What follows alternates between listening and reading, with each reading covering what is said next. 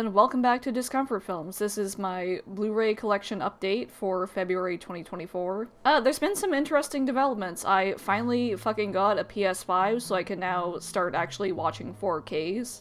I'm not super anal about video quality, like, as long as it, like, looks good enough. I've only watched a handful of 4K discs so far, but I have been noticing a difference, which is really cool. The next big update I want to do for my home theater stuff is a region-free player, and I don't see myself using my PS4 much anymore now that I've upgraded, so I might.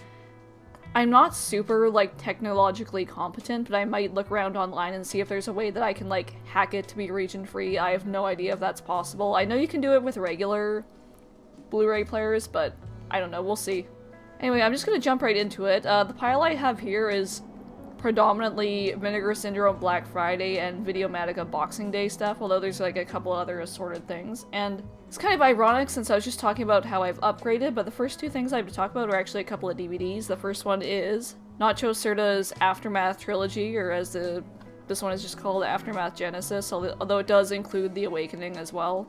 This is a out-of-print Unearthed Films release. I've wanted this for a while, but like I couldn't really justify going out of my way for it, but I'm actually working on a script, a Discomfort Film script about these right now. And just from like online research, I couldn't find quite as much background information about them as I usually do, so I had some leftover Christmas money, so I just said like fuck it and ordered like an out-of-print copy for a mere 90 Canadian dollars. But this is actually a pretty cool release. Like, in my opinion, I think it was worth it. 2 of the 3 short films are great, and it comes with like a decent amount of like supplementary material. It even has like DVD ROM stuff where you can look at like the storyboards and stuff like that. I haven't personally dug into that yet, but it sounds very interesting. And I have watched some of the bonus stuff on here, and one of them is like a interview between like Nacho Cerda and Jorg Buttgereit, which, if you've seen Necromantic and Aftermath, you like know the reason why, but I thought it was still pretty cool. I'm not gonna go super into detail about the films themselves because I have a video coming up about them. I don't know when the fuck it'll be though. Like I said, the script isn't.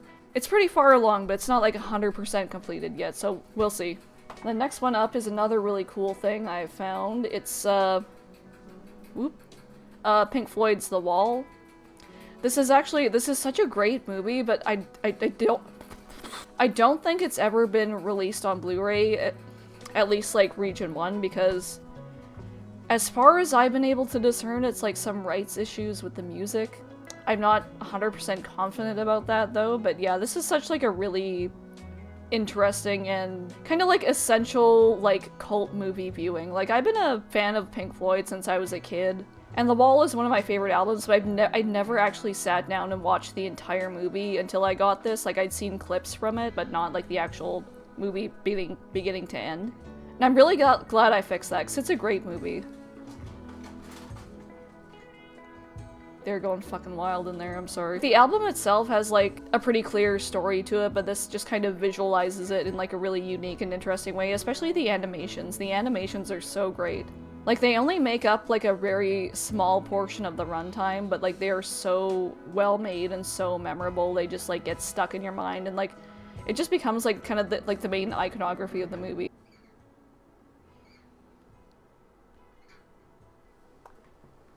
Hey! I know it's Valentine's Day, but quit aggressively grooming each other. Damn. And this is a really cool release, too. Like, there's like a decent amount of bonus material on it. There's like a retro making-of documentary, and then there's like some more, like, a more retrospective documentary. Going back to the animations, you have like concept art and storyboards of those scenes from the film, like in kind of a slideshow, which is really neat. The menus are really, like, interesting as well. If you go through them, like, you'll see like little, like, tiny like screenshots of the movie like on the screen hidden, and it seems like something that would be an Easter egg, and I did Google it, and apparently I didn't do it myself, but apparently if you press like a certain sequence of buttons, you get like little clips and stuff like that, and I think that's really interesting. So even though it's not like a Blu-ray or 4K, I still think this is well worth picking up if you're a fan of the movie. Alright, and first up, I have a few things from the Vinegar Syndrome Black Friday sale. I got a little silly this year. They were literally all blind buys, and it took me a little while to work my way through all of them, but I had really good luck this time. Like, I've been burned on some blind buys recently, but I, like, really enjoyed all these to varying degrees. The first one up, okay, this is kind of part of the lore. This is Spookies. I had never seen this movie before I bought it, and the only reason I've even heard of it was because last year at their Black Friday sale, I bought the Rudy Ray Moore box set, and when it arrived and I opened it up, instead of the Rudy Ray Moore films, there were 4 copies of Spookies. Not 1, not 2, but 4. I was flabbergasted. Like, I don't know how this happened. I assume like they were just using the extra box as storage and it got shipped by mistake. Because as soon as I emailed customer service and like sent them the picture, they were like, oh, we were wondering where the Spookies box went. So I assumed like when they were putting the orders together, somebody just grabbed it off the shelf by mistake, but at least it was a funny mistake. The customer service was great, and they even sent like some extra stuff along with the Rudy Ray Moore stuff I was supposed to have received. And I posted about it on the Boutique Blu-ray subreddit, and I got so many comments and messages asking to buy the 4 Spookies off me. And I'm like, okay, even if I wanted to sell them, they were sent instead of the things I originally ordered, so I need to send them back. It was a mistake on Vinegar Syndrome's part, and like, I guess I could have like asked to keep one, but I don't know, I'd feel like kind of an asshole because, I don't know. And like, I got so many messages, I'm like, okay, I already sent them back, I'm not holding Spookies hostage, okay? But anyway, this movie, it's one of those things where the production history is probably more interesting than the movie itself. It originally started production as something called like Twisted Souls, and then it got absolutely like butchered by the executives to like a pretty hilarious degree. The structure of this film is so strange. Like, it's just shit happening in the movie. It's like if an alien or like somebody who'd like didn't really understand how like movies or stories work just like watched a bunch of horror movies and like noted down things that generally happen, like a group of friends go to an abandoned house, or like there's monsters and like kill scenes and like the ending where you think they get away, but oh no. But like, and they put them all in there, but there's literally like no like plot connecting them. And what there is just like as thin as could possibly be. When I was watching the first like 10 or 15 minutes of the movie, like I was checking like the Wikipedia summary because I felt like I was missing stuff, but no, the movie is just like that. And it definitely won't be everyone's cup of tea, but like despite its serious flaws, I still had a lot of fun with it. The creature designs are surprisingly great. That was one of the big tragedies of this movie. Special effects people clearly put so much like time and effort into this stuff that just ended up in this just absolute like dumpster fire of a movie. They mentioned this in the documentary too, but like even though what's on screen is pretty good, what's off screen would have made it even better. But even as is, I still think it's pretty impressive, and like every time like a new like spooky was revealed, I was like, oh wow, like I was so like delighted because there's so much cool stuff in here. There's like a lady that turns into a spider, there's farting zombies, they keep calling them muckmen, I think they were called. Oh my god, the farting zombies. Originally it was just like a scene in the movie with zombies, then the producer thought it would be funny to add like fart sound effects over it for no fucking reason. And like I said, if I was making what I thought was like a serious horror movie and had like these really like dedicated artists involved in it, and like somebody like took the finished product out of my hands and just added a bunch of stupid bullshit like that onto it, I would have been so pissed. And like that definitely comes across in the behind the making of documentary on here. But at the same time, just like seeing that shit out of context as an audience member just like sent me. It was so like out of pocket and so funny. Or like there's this weird like lizard or like fish creature too, and he like, I don't know, he like zaps this lady and like her face melts, and it's like this cool like stop motion effect. Like there's so much, like I said, there's almost no plot to speak of with this movie, but the creature stuff, in my opinion, like makes it worth watching. Like I still had a lot of fun with it. Like it's not a great movie. I think I gave it like a 3.5 on Letterboxd. Even then, like I have no regrets buying this release because there are 2 documentaries on it that are both longer than the feature film. I only got around to watching one, and it was just the, let's see, what's it called on here? It's Twisted Tale, The Unmaking of Spookies. And it's such, like, it's, I think probably one of the more interesting, like, making of documentaries I've ever seen. Which is weird to say. Like, even though the movie itself is very silly and funny, it has this, like, so bad it's good quality about it, like, I still felt, like, so, like, genuinely bad for the people in the documentary who were just so clearly still, like, hurt over having, like, their work shit on. Which is completely understandable. And then there's another 2-hour-long documentary about the producer too, and I don't remember the name off the top of my head. Let's see if it's on here. Michael Lee and his home video label Vipco, which I don't know the full story, but apparently that was responsible for putting out a lot of the original, like, video nasties, if you know what that is. So I didn't get around to checking it out before doing this video, but I am very interested in that documentary as well.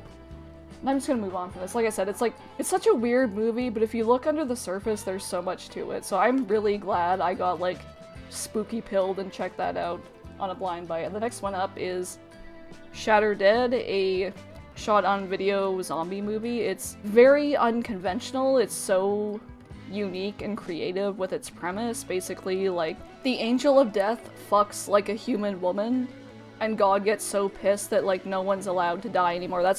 This is the rawest tagline of all time, by the way. God hates you. I love it. But yeah, God gets so pissed that, like, no one's allowed to die anymore, so they have to just, like, remain in these, like, dead, decomposing bodies. And you see, like, homeless, like, zombies on the street, like, I had to get a job as a crash test dummy to support my family, and then there's this other character who killed herself, like, with a plastic bag when she was young, so she would stay, like, young and beautiful and healthy her entire life. And then there's, like, this weird, like, I don't think they give it much, like, they don't give it a whole lot of backstory. Like, that's what I like about it too. It doesn't, like, exposit a whole lot. Things just, like, are the way they are, and you're just, like, kind of vibing in this world that the filmmakers created. But there's also, like, this weird cult of, like, zombie people who believe that they're, like, the next stage in human evolution. And the guy playing the leader of the cult is, like, so good. It's not, like, it's probably not technically, like, the best acting in the world. It's, like I said, it's very low budget, and I assume the filmmakers just used whoever was available for them, but I think all the performances in this movie are really solid. Like, I don't remember her name off the top of my head either, but, like, the main girl is pretty good. She kind of has this, kind of tough, stoic, like, Clint Eastwood, Mad Max type demeanor, which I thought was pretty neat. And there's also this really wild sex scene towards the end involving a gun. I don't want to speak too more on it, like, I don't want to spoil it, but yeah, this is a really neat, creative movie. I'm glad I checked it out. Shatter Dead. I'm trying to get more into shot-on-video stuff. Like, it's been kind of hit and miss with me so far, but that's definitely one of the hits. Sorry, I had to get some water. My throat was like... Ugh. Also, shout out to this video's sponsor, Clean Canteen. They're not my actual sponsor, but this fucking water bottle, I bought it, like, 5 years ago when I worked at Whole Foods because I got a discount, and this thing has been through, like, World War III, and it's still trucking. My next Vinegar Syndrome blind buy, this is, just make sure I'm saying this right, Mexican Gothic, the films of Carlos Enrique Taboada. And I'd never heard of this guy before I bought this set, but I really enjoyed, like, all three of these films to varying extents. My favorite, I should probably talk about the films, like, themselves first.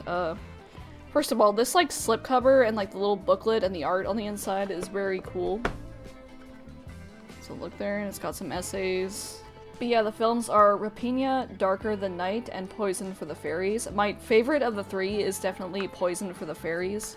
It kind of starts off like you're wondering if it might be like kind of a typical like supernatural witch story, but like it's a lot more psychological. The two, I don't know their names, but the two child actors are so good. Like, especially with horror movies, child actors can really like make it or break it, and these ones made it.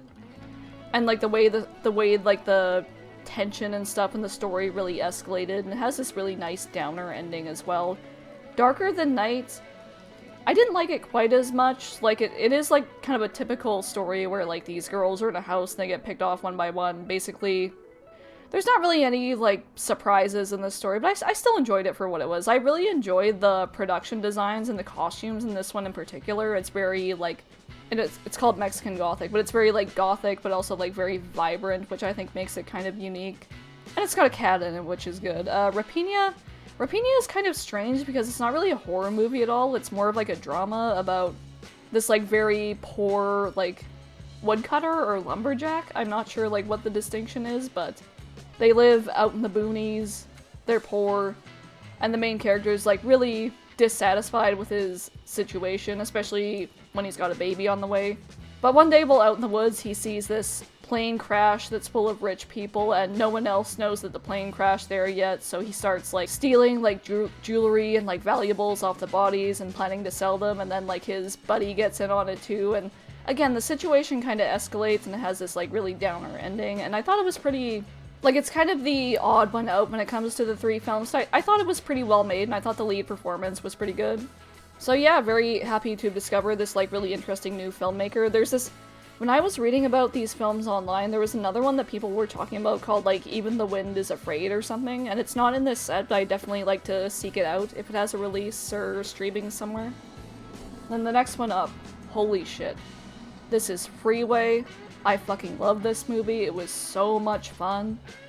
The story is about this teenage girl who's living in a really bad situation. Her mom is a prostitute, her stepdad is a drug dealer who is also, like, fairly pervy towards her. And one day they get arrested. The girl's gonna have to go back into foster care and she doesn't want that, so she handcuffs her social worker to a bed and starts going on this, like, road trip to, like, find her grandmother's house. Oh, I forgot to mention, but this movie is basically like a really weird, dark take on Red Riding Hood, and there's like a couple other fairy tale references in here, which I thought were kind of fun. And her car breaks down and she gets picked up by this serial killer who targets women on the freeway. But she actually turns the situation around on him and shoots him and assumes that he's dead, but he's actually not dead. He's just like severely disfigured. It's actually... boop. And the media kind of spins it as like this poor innocent family man who was attacked by this crazy trailer trash girl, and there's like this whole thing. Like, this film is wild. It just has this unhinged quality to it, and this really like kind of quirky, dark sense of humor. It almost reminded me of kind of a trailer trash like Edward Scissorhands. And oh my god, I forgot to mention, but like the lead girl in this is played by Reese Witherspoon, and I wish she played more roles like this because she is so fucking funny. I loved her so much. Like, she won an Oscar for Walk the Line, but it should have been for this. Just the cast generally is fucking crazy in this. Like, Brittany Murphy is in it as like this prison lesbian with like scars all over her face. Like, it's very over the top, but at the same time, like, it doesn't feel like super mean-spirited. Like, it doesn't feel like a caricature of these kind of people. It is over the top, but there are people like this who do exist. Like, I've known some of them. So it does have this like trashy, like exploitative quality to it, but it is like, it's also like a revenge story about this underprivileged girl who comes up on top at the end, and yeah, I just had such a great time with this movie. In fact, hang on, someone on my community page, they weren't the only one, but someone on my community page like directly recommended this to me, and I'm actually gonna look them up right now and like personally thank them. Alright, so it's at, I don't know how to pronounce this, Utoblos? I'll put him on the screen. The profile picture is a cat, so I just assumed that like a cat recommended me this, and again, I cannot thank you enough. I love I love this movie. I can't wait to rewatch it. It has just been like rotating in my mind like a rotisserie chicken ever since I watched it. No, that was like a couple weeks ago at this point. If you're a fan of like dark comedies and like kind of fun, trashy, like exploitation stuff, I cannot recommend Freeway enough. There is a sequel. I was actually like kind of going through Tubi a minute ago and found it there. So I definitely want to check that out too. As far as I know, it's the same director. It doesn't have like as good a reviews as the first one, but it's still supposed to be pretty wild, so I'm eager to check it out. Speaking of Tubi, also like shout out to them. They've never done me wrong. I signed up for Amazon Prime when I was a student because of like the discounts and the shipping, but I actually really liked their streaming selection too. Like, unlike Netflix, they actually had like a decent selection of like older classic films. But now, I don't mind ads if I'm not paying for shit, but if I'm paying you for shit and you're giving me ads, you can fuck off. So I canceled that shit. I'm done. It's Tubi, physical media, and piracy for me from now on. And the next one up is Oppenheimer on 4K. This is actually like one of the very first 4K discs I bought, because I heard like such great things about this release, and it does not disappoint. The movie itself is great. It was on my top 10 movies of 2023 list. But this also comes with a really great making of documentary, which I'd really recommend if you enjoyed the film or just interested in filmmaking in general. Anyway, this was... This is a reminder. Start getting ready for bed. This is a reminder. Start getting ready for bed. kind of embarrassing, but if you've ever been like stuck in an internet rabbit hole at 2 a.m., you'll understand why this is needed. My sleep schedule's been so shit lately. Anyway, speaking of shit, it might be a little harsh, but this is one of the blind buys I was kind of burned on. This is Olaf Ittenbach's No Reason. I thought there were some cool ideas here. It's about this, like, journey through hell, basically, which I think is a really cool concept, and there's some neat effects, but, like, it's just so, like... It's not a long movie at all. Let's see, it's 76 minutes. It's, like, barely over an hour, and it still feels, like, longer than Oppenheimer. Like, there's some neat ideas, and I like the practical gore effects and stuff like that, but, like, especially having seen, like, some of Ittenbach's other films, like Prometheus and The Burning Moon, I thought this was kind of disappointing. Like, it was fairly dull. If you're a fan, you might still enjoy this, but it wasn't for me. And this was actually the very first 4K disc I bought. I made a reservation for it as soon as I got my PS5. This is Martin. I covered this briefly in my underrated vampire movies video, but this is, not the limited edition, but still very eager to have it. I'm actually trying to, like, cut back on that kind of thing because I'm running low on shelf space and I live in a studio, so I need to be more pragmatic. But yeah, this is one of my favorite George A. Romero movies. It's a very unconventional vampire flick. I'm not gonna go super into detail because I already talked about it a little bit, but if you're into, like, the gritty, like, 70s horror movies or just, like, vampire films in general, I think this is a really interesting take on kind of the mythology and iconography of vampires, so yeah, I would highly recommend this. I'm so excited to have this. And this is another one for the Evil Dead collection. It's Evil Dead 2. Probably my favorite in the series, although that's probably not an unpopular opinion. And I know there's, like, some controversy with these home video releases. I think it's most prominent with the first one. Like, I'm not super, like, well informed about it, but there's, like, a lot of...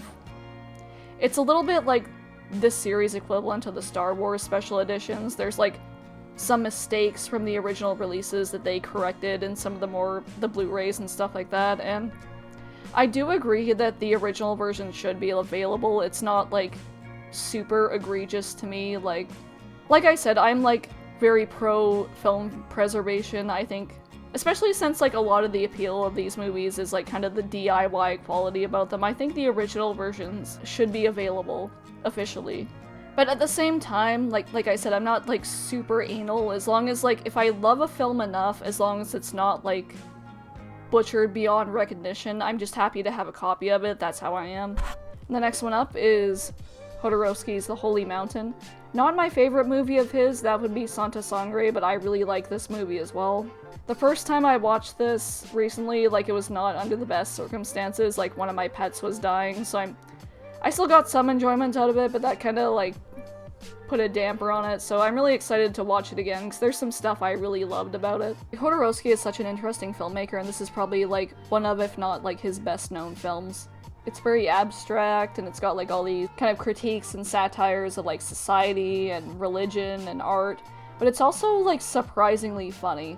And the imagery here is just, like, so striking. I can see why this is his best-known movie, because there's just so much, like, shit that stands out. Like, you got that weird, like, kind of rainbow room, you got I was gonna say the lizards, but it was Santa Sangre that has the lizards.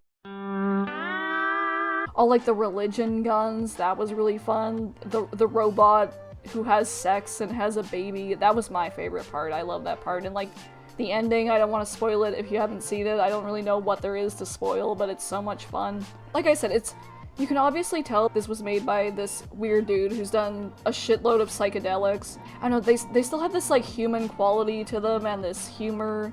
Like, it's not, like, it doesn't feel, like, inaccessible, I guess is what I'm saying. It doesn't feel like it's completely unapproachable, which I think makes Jodorowsky, like, a really interesting artist. Then the next one up, another one I was very excited to get on 4K. This is Titanic. It's been one of my favorite movies for a very long time. I remember before, like, kind of the little James Cameron renaissance that happened, like, when, like, Avatar 2 came out, like, it was kind of cool to make fun of this movie, like, ooh, it's so corny, like, ooh, only women like this, ooh, women cry at the Titanic. And now, like, suddenly all the film bros are like, oh, this is so good, you see what James Cameron did here, all the emotions, you don't see this anymore. I'm like, I remember what you said before, you can't gaslight me, fuck you. I remember.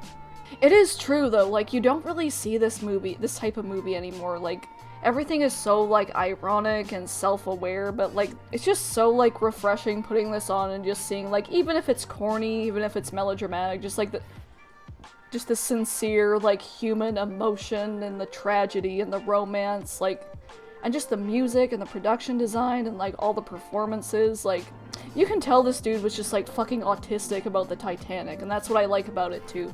And I haven't actually watched the 4K disc. Before I bought it, I did rewatch it somewhat recently, and I don't feel the need to like rewatch it right away. But yeah, I'm really excited to see how this looks on 4K, because it's such like a gorgeous movie, and like I said, it's one of my favorites. Super excited to upgrade. And anyway, that was it for my Blu-ray and 4K and DVD collection upgrade for February 2024. Can't believe it's 2024 now. Not much in the way of channel updates since my top 10 of 2023 video. The Nacho Serta video is still in progress. I just need to polish the script, but like life keeps getting in the way. So thank you so much for watching. If you have strong opinions about any of these films, I'm interested in hearing them. This has been Taylor from Discomfort Films. Goodbye.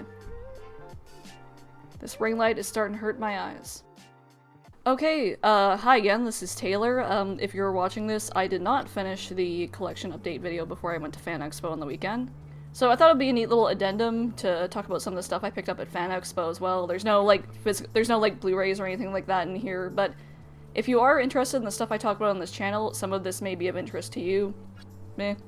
I'll either upload this as a separate thing, or like tack it on at the end of the collection update video. So if that is the case, there are no more discs past this point, so if you're only interested in that, you can fuck off.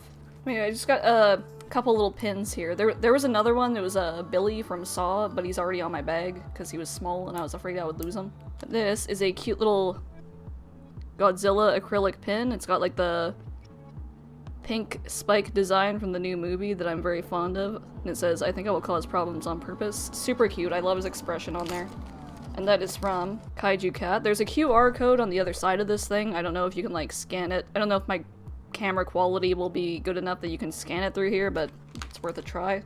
And this is another little pin I got. This is a little Dune pin, kind of in the style of a stamp. I really love like the design and like the composition here with like the moon and the stars, and I don't want to spoil it if you're just watching the movies and haven't read the books, but like the guy in the desert there kind of reminds me of the ending of Dune Messiah, and you got like the little sandworm there. It's very neat. And that is from Miguel Molina. I'll just move on. And I don't remember the vendor who had these off the top of my head, but they have. I fucking love those these type of things. These little like 3D printed articulated dudes. And I love dragons, so I had to pick this up. It's so cute. Every time I look at it, it's just like a burst of like dopamine. Like look at this, it's so cute. When I'm holding it in my hand, I just feel better. Like who needs adequate mental health care? I'm gonna try to look up the vendor for that. If I do find them, I'll post it, but I'm sorry, I don't remember it off the top of my head. Then I got a couple of t-shirts from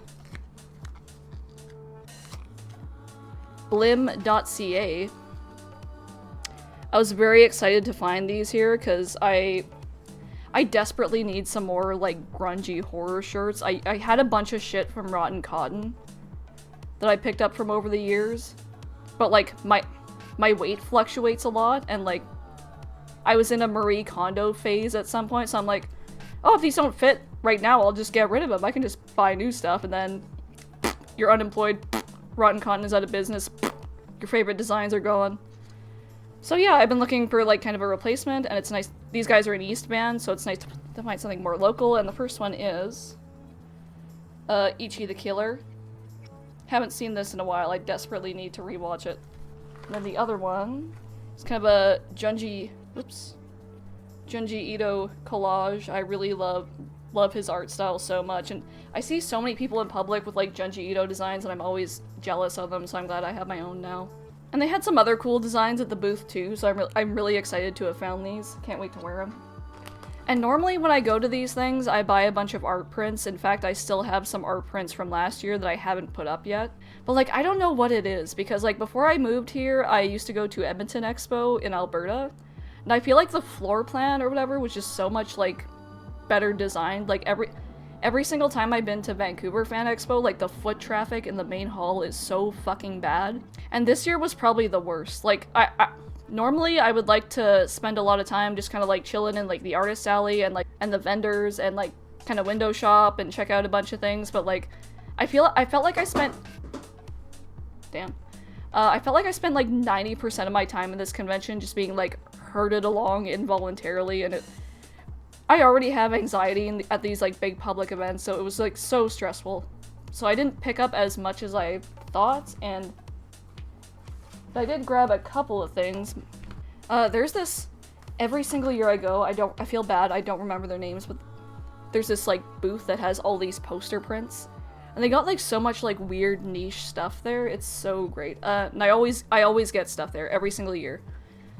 And I feel bad because I don't remember their names. But yeah, the first one up I got, I was really excited to find this because I talked about this on YouTube and it's in my collection update video as well. This is George A. Romero's Martin. And they got like a bunch of different kinds of poster designs there too. I think this one kind of seems like a ad for like the home video release you would see in like a Blockbuster or something, so that's kind of neat. This one up is Saw with Amanda in the reverse bear trap. And this really freaky one for Blue Velvet. I assume it's... And I'm not bilingual, so I always feel like a dumbass when I try to guess this, but like I assume this is like an Italian poster. It's kind of trashy, but like it's so like weird and interesting, I just had to pick it up because I love that movie. This is from dopeyart.com, and it's another Dune thing. Considering there's a new movie coming out and there were like giant promotional banners for it hanging everywhere and the trailer was playing like in the main hall, there was like surprisingly like little Dune stuff there, so I was very happy to find what I did find. This is like another travel style poster of Arrakis, which is very neat. It's got the sandworms, it's got the ornithopters. I love those things. Then these are the two autographs I got. The first one up, Bruce Campbell was there this year, which I'm very excited about, and I got him to autograph this. Again, like I cannot guess like what language this is in off the top of my head. It looks like vaguely Eastern European to me, but I could be wrong. But yeah, I went to his panel and got the autograph after. He is so funny. Like even like his riz is unmatched. Like I said before, I have social anxiety. I get nervous at these things, like I get nervous meeting the guests there, but like I like having like these kinds of mementos too, because like you never know, it's always nice to like have the opportunity to tell someone like how much you appreciate their work, even if they've probably heard it like a million times before. But like even though he's like roasting people at the panel, like the one-on-one interaction I had with him, like it was short, but it was so nice. Like he was not difficult to talk to at all, which was just a great feeling. Like, he asked me questions about, like, what I did, like, as a job, and had, like, a little bit of small talk about that, and I won't go into it, it's kind of boring, but, like, it was just, like, a very nice interaction. But yeah, there's the autograph there. Very happy to have it. I have two other autograph prints on my wall there. One of them is a Pan's Labyrinth one, signed by Doug Jones, and the other one is a Henry Portrait of a Serial Killer one, autographed by Michael Rooker, that I actually got last year at the convention. So yeah, this will be a very awesome addition to that wall. I used to get the photo ops, but like at a certain point I just accepted the fact that like I hate having my fucking picture taken. Like when I look at like the old ones I've taken, like I still have fond memories of them, but I just like cringe looking at myself in photos, so like I just stick with the autographs now.